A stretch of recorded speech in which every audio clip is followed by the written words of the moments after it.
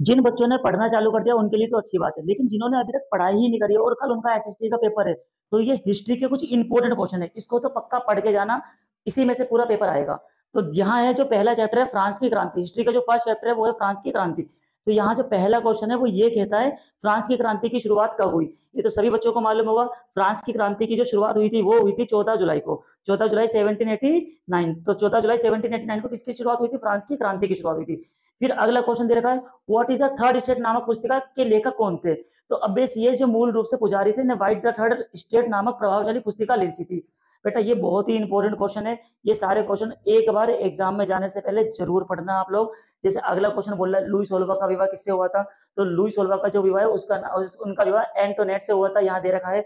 इसके अलावा मार्शलाइज क्या था? तो मार्शलाइज वहां का फ्रांस का एक राष्ट्रीय गान था। अगला क्वेश्चन है दशमांश क्या था?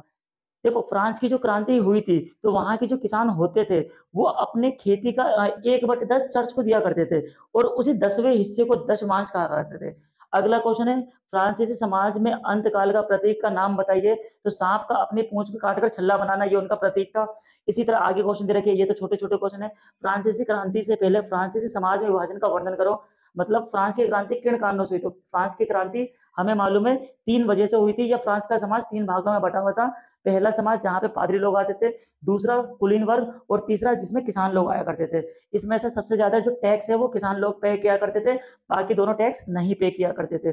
जब टैक्स की बात चलिए तो दो चीजों के बारे में आपको समझना है, एक टाइड और एक टाइन। यहाँ किसानों से जो राजा टैक्स लिया करता था उसको टाइड कहते, और जो चर्च वाले टैक्स लिया करते थे उसे टाइड कहते, और किसानों को दोनों टाइप के टैक्स देने पड़ते थे। इसी तरह अगला क्वेश्चन दे रखा है क्रांति से पहले फ्रांस की महिलाओं की स्थिति कैसी थी?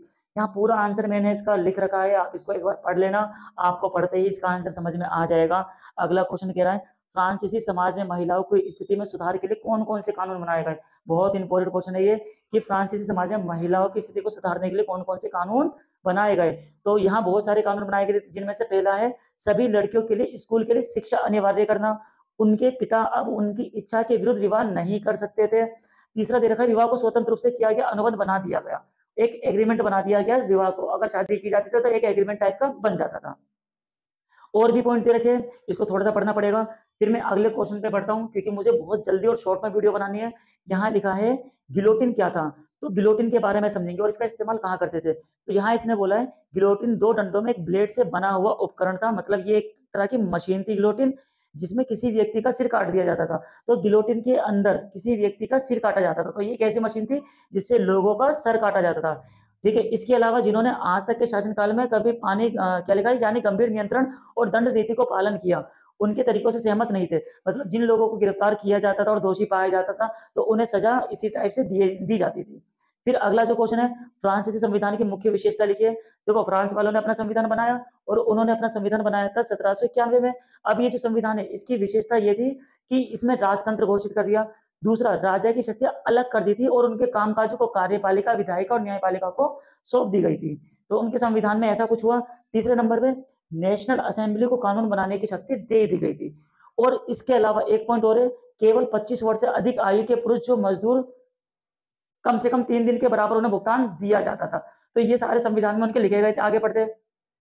नेपोलियन पर संक्षिप्त टिप्पणी लिखो।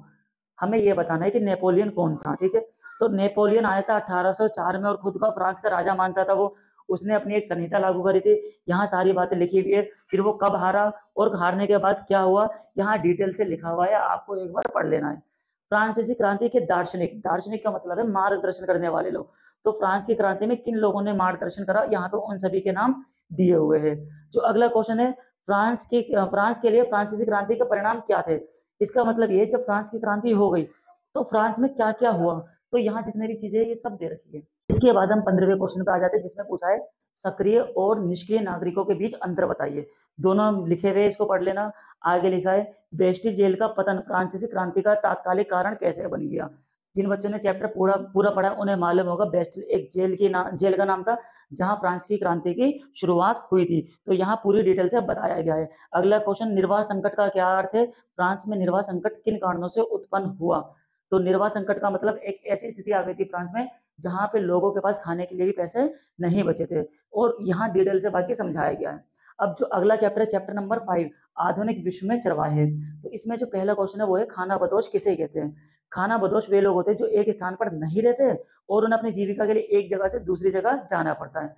अगला क्वेश्चन है, भावर क्या है? गढ़वाल और कुमाऊं में तली मिट्टी के नीचे जो सूक्ष्म वन है उन्हें भावर कहते हैं। अगला क्वेश्चन है, धंगर क्या है? महाराष्ट्र में एक देहाती समुदाय है, उसे धंगर कहते हैं। राजस्थान में रेगिस्तान में कौन से चरवाहे? खानाबदोश है। तो जो राय का रेगिस्तान है, राजस्थान में जो राय का रेगिस्तान है वो खानाबदोश है। आगे देखते हैं, अफ्रीका के चरवाहे समुदायों के नाम बताएं। तो अफ्रीका में कौन कौन से समुदाय है, ये सभी के नाम लिखे हुए हैं। मसाई समाज में बुजुर्ग किसे कहा जाता है? राय का कौन है?